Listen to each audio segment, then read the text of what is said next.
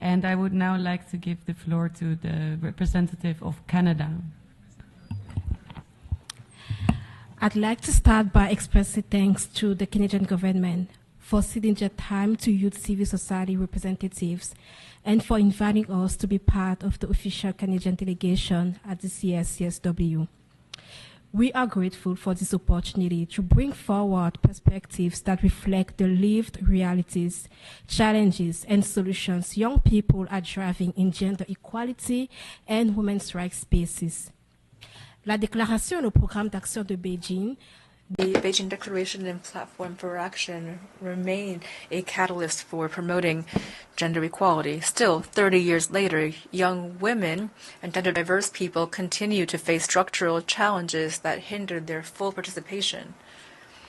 In this context, marked by an increasing number of conflicts, economic inequalities, the climate change, and the shrinking of civic space, it's more important than ever to protect the Beijing Program of Action as well as to expand and modernize commitments.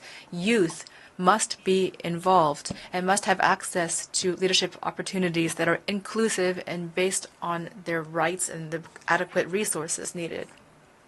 New pathways for young people to engage. We need the full, effective, and meaningful participation of women and young people in peace building and humanitarian processes.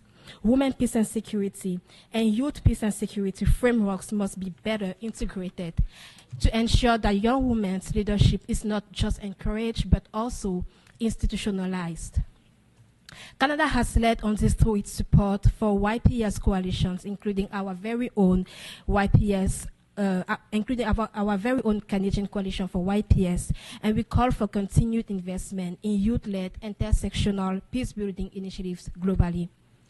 Resource and protect space for young people. The burden of sustaining and defending civic engagement should not fall solely on young activists who are often navigating significant academic, financial, and political risk. The UN and member states must commit to safeguarding youth advocates from reprisal, ensuring long-term funding mechanisms that enable rather than exploit the contribution. Inclusive education as well for young women at an early age. And how can we forget feminist financing and long-term sustainable funding? We urge our government, all member states, and the UN to ensure that our engagement is not only symbolic but also structural. Let us move beyond the tokenism and towards real resource and right-based partnerships that allow young people to reclaim their civic space and fully exercise their agency in shaping gender equality policies worldwide. We are thirsty for change. Thank you. Merci.